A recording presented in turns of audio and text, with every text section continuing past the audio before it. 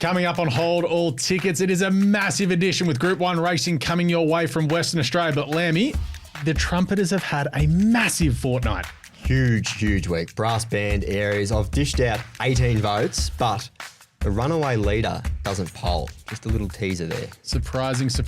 And Xavier, you're across in the West this week, heading it up. How are we feeling? Feeling absolutely fantastic and a bit of value for the punters. I don't mind at all. You'll have to check it out on Hold All Tickets, and it starts right now.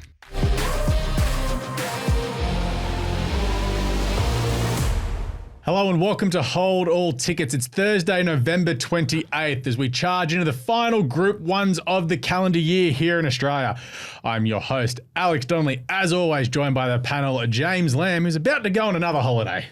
Yes, I've got my Bucks weekend coming up, followed by the wedding. They're dangerously close together, but I've just got to survive this weekend. I think I'll be all right. Yeah, I think you'll be all right. A set for Woolamai, I believe, maybe incoming? Yes, I'll have a look at the form. I don't think the fields have come out yet, but generally I just back Sean Cooper, who's the leading jockey down there, because the form's not great, let's be honest.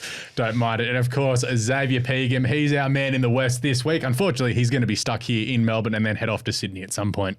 Yes, no, cannot wait to get into this Perth form. All right, as always, we are brought to you by our friends at Boom Bet, of course. Great fixed odds, more value and more Boom moments. Sign up today and get in on the Boom. As always, it is a big day of racing as we do have Zipping Classic Day at Caulfield. You've got the Festival Stakes and ATC Cup in Sydney. There's also good racing in Brisbane if you want to have a bet up there. Make sure you get to the website, check out the written write-ups for Brisbane. But of course, the Group 1 Winterbottom Stakes is our headliner.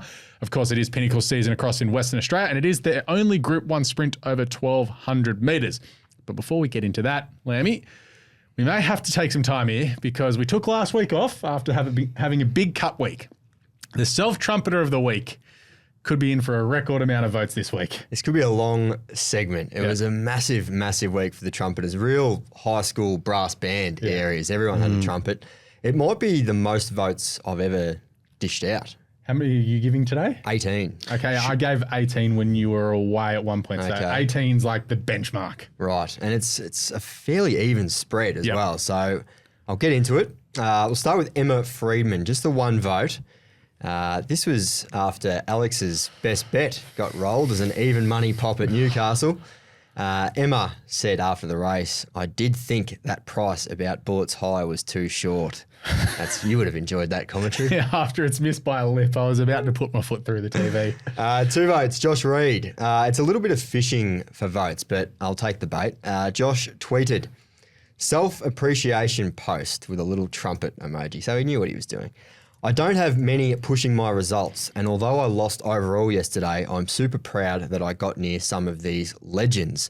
Doesn't happen often for me, so I am tooting." And that was accompanied by a screenshot from the great tip-off, showing Josh sitting in 6th place on the table. So he's getting around himself. Fair enough too. Yep, bit of self-promotion. Chris Moore at Lion Tamer, 2 votes. So I don't know where this puts him now, but he feels like he's been a little bit out of control of late. He's only on 4 votes for the season now. So okay, might have to do a bit of an audit there. But after Reggae Queen saluted at Tiaroa on Wednesday, Chris tweeted, "Told a few friends to watch Reggae Queen." Told a few friends. We didn't see anything pre-race on Twitter. It's hearsay. Trained by Kelly Van Dyke today at Tiaroa. She didn't let me down, etc., etc. It was a long tweet. I won't read out the whole thing, but he gets 2 votes for that. Now, Ben Spall, 3 votes. If this was Miles Fitznah, it would have been 33. But this is Ben's... Same for Hawkins as well. Yeah, this is Ben's first indiscretion in my many years of doing this segment. I can't remember ever giving him a vote previously. He's a lovely fella. He was at the Japan Cup. Terrific junket. Very jealous. I don't know if this particular punter thought that Benny was someone else, or maybe he's a long-time fan of the Victorian picnic racing circuit. I'm not too sure, but he approached Ben for an autograph, and Benny obliged. It was quite a humorous scene. He's probably too nice to say no. So maybe I'm harsh giving him 3 votes. Well, but what are you meant to do in that situation? you can say no. What are you meant to go up to him and say, I'm not who you think I am. But maybe he's seen Benny with the microphone. He's either interviewed Johnny Stewart or Aiden, and he's seen that, and he's like, he must be someone. I'll go do it. No, but to be fair, like they are just absolute purists in Japan. Like they just love the sport so much. They're complete research nerds about it. Like Johnny Stewart, didn't he have like a he was giving away free stuff though. Okay. Yeah, he was giving away free hats. But to be fair, that they would have known who he was and stuff like that. And it's still this is 3 still vote. funny. It sticks. It's funny. It sticks. Yeah, he can thank Jared Dooley for the absolute Dooley stitch up, stitched him. recording it and then putting it on Twitter. He would have got away with it otherwise. Yeah. But 3 votes for that. Chris Evans, 3 votes. Now we see this all the time when there is a significant event. Often it's a death or a retirement, but in this case it was Darren McCauley's railway howler. It was obviously the talk of the town over the weekend. Provided a great opportunity for the self-inserters to really get in there and make it about themselves. And Chris did just that. So Chris tweeted in reply to the railway video, "Human error, move on." Now that's fine. Yep. But it was followed by, "I backed Port Lockroy. I knew he'd won. 17 Wednesday into 8 on Friday morning." So, yeah, he's disguised, sticking up for Darren, blah, blah, blah, with just an absolute 3-voter there. Yeah, but like I knew he won. Well done. You know the number and silks. Congratulations, big fella. Another 3 votes. Robbie Slater. He tweeted, 60 today, doing my best, ready for the next decade. Last one, lost many on the way, who cares? I don't know what the last bit means. Jesus. But you'd think generally a happy birthday to me tweet might be accompanied by a pic at a lunch or a dinner, having a drink with family or friends, but not in this case. Robbie posted a picture of himself wearing only a towel, sitting rather low, mind you, a little bit too low. Yeah. Looking ripped, especially for a 60-year-old, but it was a little bit too much for X. One of the first comments was, "My girl is on this app, bro." As in just rein it in a little bit, Robbie. And finally, 4 votes. Our mate, the Hawk, Andrew Hawkins. He's been last year's winner. He's been a bit quieter this season. Takes him to 6 for the season. He hasn't given us anywhere near as much, but a Japan Cup junket saw him return to form.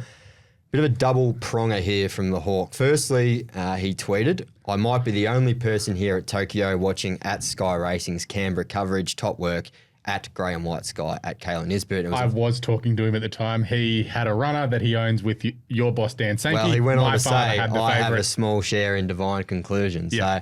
So he's taken a photo of himself at Tokyo. He's got the laptop there. Nice spot that he was too. Mountain in the background. Yeah, right in front of the winning post, basically. Fortunately, neither of us won. So a couple of votes for that. And then 2 votes when he was leaving Japan. He posted a photo of his seat on the plane. I think it was 3A from memory, with the caption, "Upgrade to business in exchange for leaving 14 hours earlier.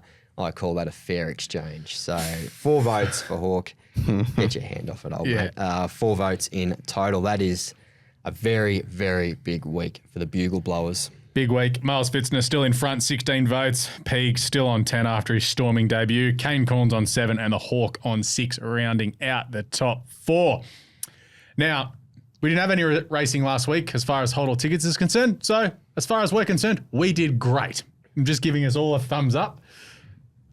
We didn't lose. That's the main thing. Yeah. So we'll get Shades of Melinda Turner.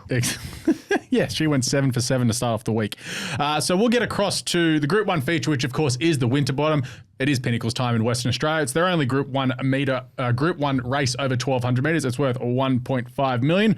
The horse that just seems to love Ascot, despite being from Sydney, is Overpass. He's currently your favourite at $2.70. Been some good money with Boombet for Lady Laguna at $4.65. Or Western Empire next at $4.85.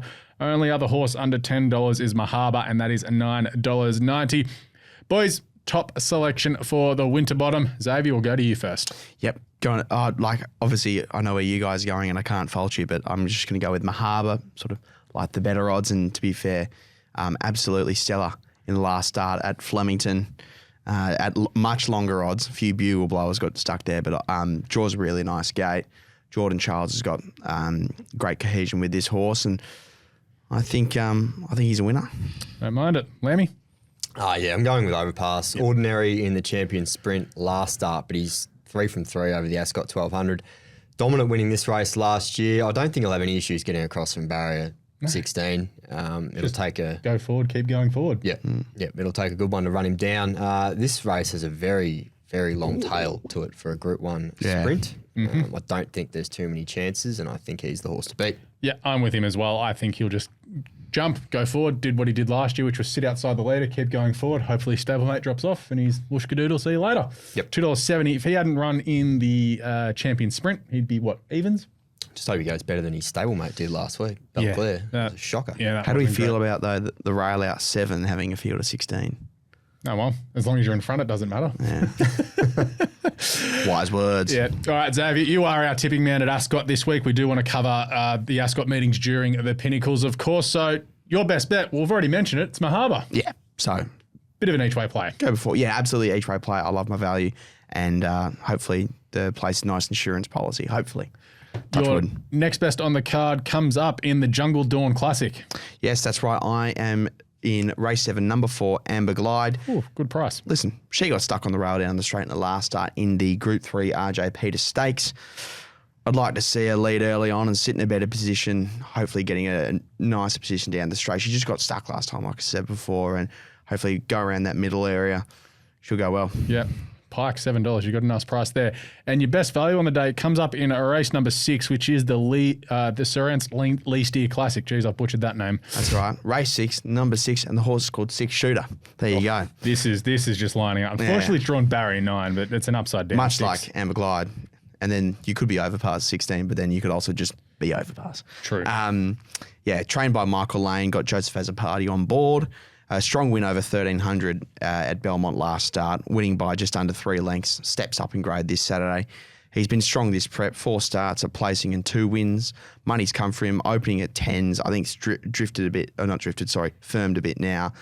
Slap on the wrist for me, but I do like his chances. Yeah, it's a yellow card. It's only $8 at the moment, so that's a... We're all guilty of it at some point. Is your best bet paying more than your best value? Yeah, it is. Is it? $9.90 for Mahaba. I got it at 6s Unusual. to start with. Yeah. So... You took 6s.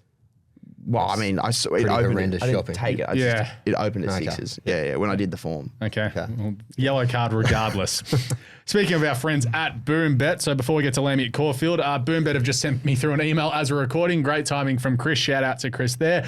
They have a Boom odds market, $5 for Tuvalu in the Heffernan Stakes this weekend at Caulfield. Of course, terms and conditions apply, but Tuvalu is $2.55 currently. So if you're wanting to back Tuvalu, wait till the Boom odds market of $5 for Tuvalu goes up with our friends at BoomBet. Of course, terms and conditions apply. Gamble responsibly.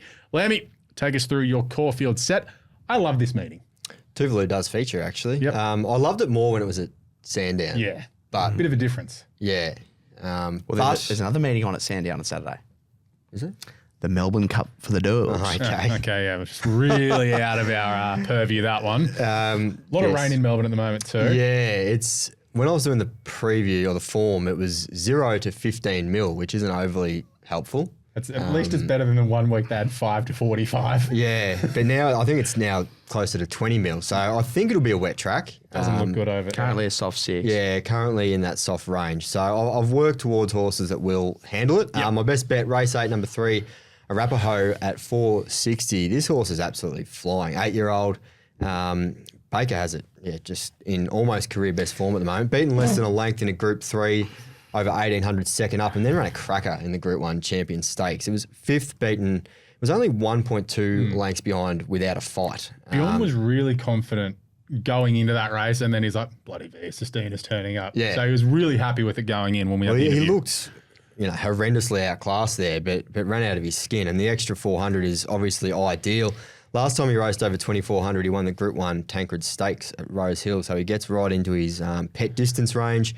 Handles all conditions, so I'm not too worried about a downgrade or 2, and he's drawn well as well, so he ticks a lot of boxes for a $4.60 chance. Yep. And your next best? Tuvalu, race 9, number 1 at $2.50, but the boom bet odds at $5. Yeah. That's pretty enticing. He was ridden much further back than usual last start, but worked home nicely for 5th in a stronger race than this one on Saturday. You'd expect they'll adopt much more positive tactics here. Barrier 2, he's a horse that usually rolls forward in his races. Rain is no issue at all for him. 5 wins from 8 starts on soft or heavy tracks, and think he won the Wongoom on a soft 7 potentially a couple of starts that back. was a bit of the highway travelator day as well. Yes. There's a bit going on there, but he had 100 yards on him. Also just had I shouldn't say that word, a lot of weight. Yes.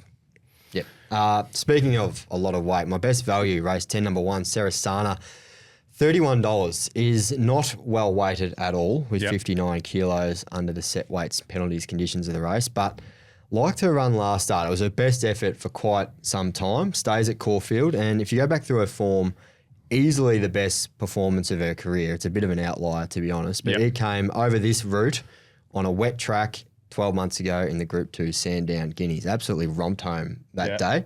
If you can get back to something like that, I think the $31 is big overs. We are coming into Robbie's season. This is peak Robbie time, November and December. Exactly. And I did like that she did show improvement last start because she had been going like a busted ass, to be honest. I'll give you the trumpet because, we don't want to put yourself on there, but you have tipped something at 30s recently.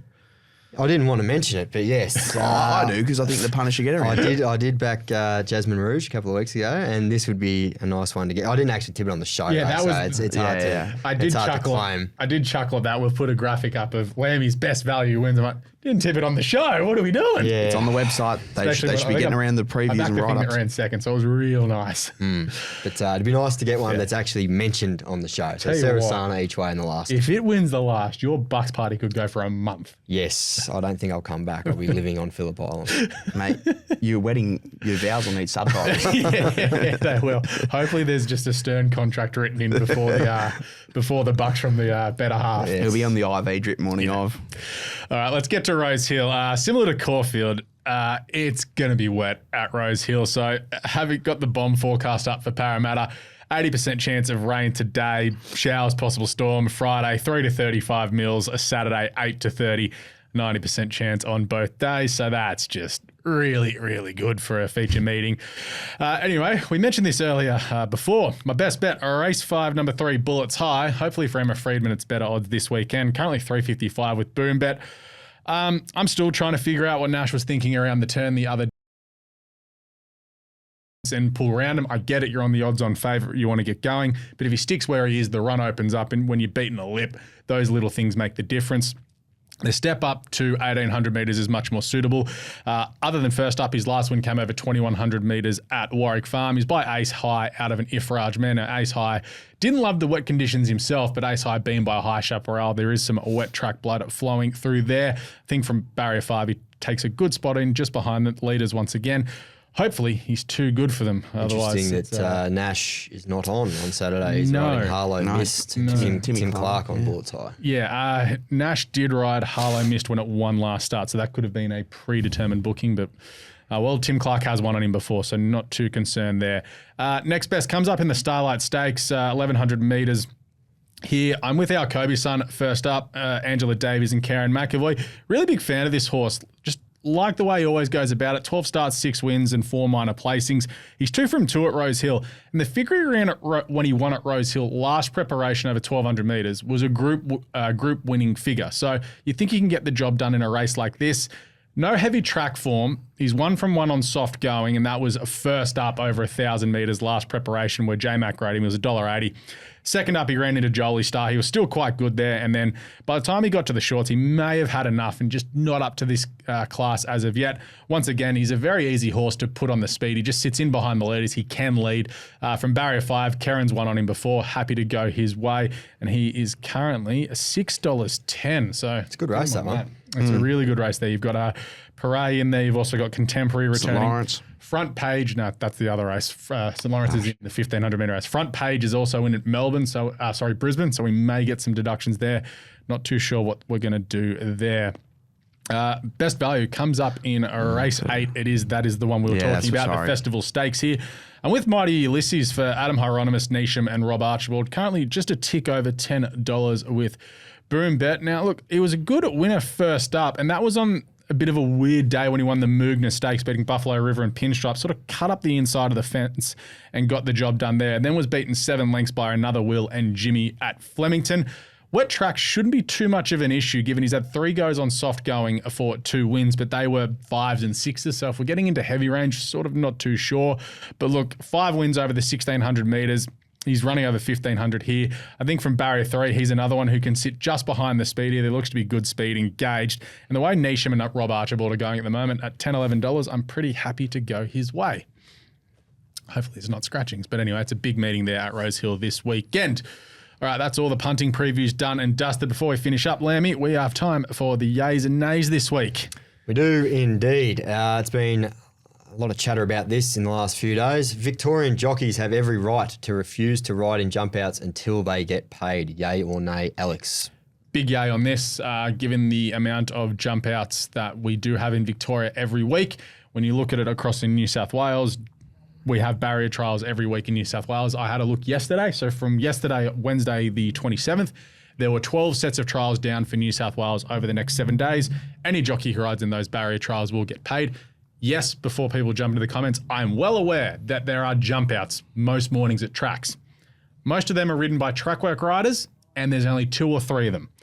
This isn't Cranbourne or Pakenham where you're having 20 to 25 jump outs on a Monday and a Tuesday morning. You have jockeys who are unpaid, paying their own personal insurance to ride in these jump outs. So the onus is on them to go do the work or they don't get the rides. At least in barrier trials, you're at least getting a little something back. And I think D-Lane, he's not kicking up for himself. He's making more than enough money. He's kicking up for the jockeys that are, 30 to 60th on the premiership rankings and that are riding 10 or 15 jump outs in hope of getting a ride. If they can make 2 or 3 grand that day, it just helps them, along the way. So the track work riders that are riding in these jump outs, Yep. Is that money coming out of the trainers' pockets or Yes. the owners' pockets? The trainer's pocket, isn't it? No, so you get charged when I've done it before. You charge them, I think it's $66 for a jump out to go to the jump outs. And the track work riders, it's just a part of their morning rides. Yep. So if they're getting some track work riders get $30 a ride, some of them on an hourly retainer. It just depends on what contract that track work rider has with said trainer. But if the jockeys are riding these jump outs, that comes out of the owners' No, they don't pockets. no. It's still this flat $66 fee. The jockeys aren't getting paid to ride in the jump outs. No, but if this does come in, the owners will have to foot the bill, won't they? It'll be spread across. You'll get charged to go to the barrier trials, but it's not going to all of a sudden jump up to $260. It'll probably go up to 180 or something. It's what it's like in New South Wales. You get charged, I think it's $240 for a barrier trial, but the jockeys are getting paid between $150 and $200, I believe. Anything to add? I'm probably I probably agree with you, Alex. Also, just the safety concern, like being a jockey and being a track rider, like this, the amount of we hear about certain injuries and deaths with jockeys. One thing we don't hear about is a lot of the injuries that happen through track riders, like especially with a lot of these 2-year-olds. With some of these colts and stuff like that, they're dangerous animals to be around. Or it's just any morning at the track where one goes off, they all go off. Exactly. When you got these, obviously, especially these mass training centres like Cranbourne and Pakenham that just have so many horses, track work, strappers, everything, they're always at risk. So I've got no issue. I mean, I only own such tiny proportions of a horse, but if I was to foot up my percentage, I'd be more than happy to. I've had horses in New South Wales my whole life, so I'm used to paying that. So it's a bit rich as well when trainers are sort of crying poor about this, when they're just going to throw it on to the owners, and then in 6 weeks' time, they're going to put their hands up for a couple $1 million for a horse at the Magic Millions, and then of course try and sling that onto the owners with all the little add-ons they throw in. All right. Moving on. Saturdays should be reserved for metropolitan venues only. Yay or nay? So I'm a yay with an asterisk. So Pakenham, when they have their meeting, I'm fine with. Newcastle and Kembla, fine. Gosford, Wyong, Cranbourne, absolutely not. I think there's certain tracks when you look at them, you're sort of confident when you're betting, but when you have big fields, big day, a lot of money, betting at Cranbourne it doesn't sit right. I think it's personally, it's the track I don't like, but Wyong and Gosford have their meetings coming up. I hate punting there as well. We see the turnover figures are down. I get it. It's their big day to get people in and make money at the track. I just think for the turnover, it's not worth the return. Xavier? No, I really like seeing places like the Gong, like Kembla and stuff, like those provincial meetings on a Saturday. I think it's fantastic when, let's just be honest, when in New South Wales and Victoria, the Spring Carnival pretty much has wrapped up. You're giving the locals, like Cranbourne has a massive horse racing appetite. Why should they constantly have to travel in week after week into town. Races is an expensive day as it is. Why not give it to their doorstep once a year? Once a year, if you can give them a meeting like the Meteorite or the Gong, I don't see any issue with it at all. The Gong looked fantastic. Cranbourne had a few issues with a few fires and whatnot. A couple of flicked cigarette butts. It could have been, Moods or Clint McDonald just puffing them down. Actually, probably shouldn't say that. Maybe cut that bit out. But no, I think it's fantastic for the locals at Cranbourne. I think it's fantastic. And also you're trying to grow the sport at the same time as well. So it's good to just get out of Metropolitan once, it's a once a year meeting. I'm not saying do it every week, but when this time of year when things are pretty much wrapped up at headquarters and Caulfield and stuff like that, I think it's fantastic. Oh, I'm similar to Alex. I reckon it should be reserved for the summer period, like Christmas parties, Bucks parties, that sort of thing. But you do need the right track for it. And I'm not sure Cranbourne is the best venue for a standalone Saturday when it's big fields, because half the field couldn't win. Yeah. They're just there for the day because it's there. It's like I hate Golden Slipper Day being accompanied by when it's either Mornington or the Ballarat meeting. I hate that. Yeah. It just doesn't feel right. Yeah, no, I'd prefer like a Friday night, maybe smaller fields at Cranny. But what about like Ballarat Cup and stuff? Ballarat Cup's a bigger track. Most horses get their chance. Bendigo the same, Geelong the same, Pakenham the same. But Cranny maybe not the right track for it. Last one. Caulfield Rising is the world's best sprinter. Yay or no? Very low-hanging fruit before we get in next week's when he stomps them in the Hong Kong sprint. Yeah, he's the best sprinter in the world. I know he hasn't won a Group 1 as of yet. The Hong Kong Group 1s are now internationally recognised Group 1s, I believe. So, yeah, when he wins next week and he wins easily, probably breaks a track record again, and the ATC, get their whereabouts and go, hey, Everest, here you go. Yeah, I'll be inclined to agree with you. Yeah. I think if he comes to the Everest, he'll start favourite, which probably means that he is the world's best sprinter. Yeah. I'd love to see him in the Everest. If he wins by 6, I'd love to see the figure they put on him. Like, I want Lord Kanaloa, ears pinned back, real scorch the turf area. He's running the hands off the clock, and he seems to be doing it under a throttle hole. Yeah. So I'd love to see him just let rip. So, if I get to ask Zach one question next week, we'll be like, gonna let him loose? Oh, yeah, he's got a little junket. I reckon what we should do is hit up one of the Hayes boys. If Caulfield Rising wins the Everest next year, that's if it races, of course. Yep. And we give JD, we put a GoPro on his head, and so we'll collect that in 24 hours. Yeah. Don't know if he'll agree to that. Yeah, no, I don't think he will either. He likes, I think he's very happy with his partner and baby and doesn't want to disrupt any of that with the celebrations at an Everest. Who knows what could happen. All right, we are done and dusted for this week here on Hold All Tickets. Of course, brought to you by BoomBet. Great fixed odds, more value and more boom moments. Sign up today and get in on the boom. Now, make sure you head to punters.com.au for all the written write-ups this weekend. We have you covered everywhere. There is some great racing this weekend. Now, next week, a little bit of a different show.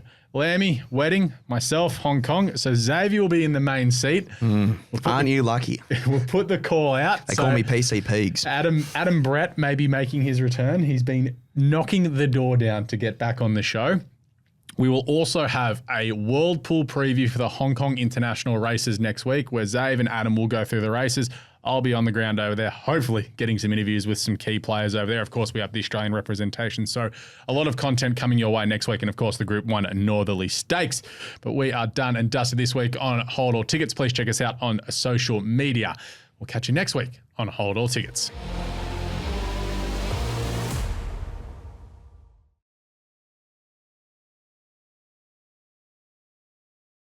What's gambling really costing you? For free and confidential support, call the number on the screen or visit the website.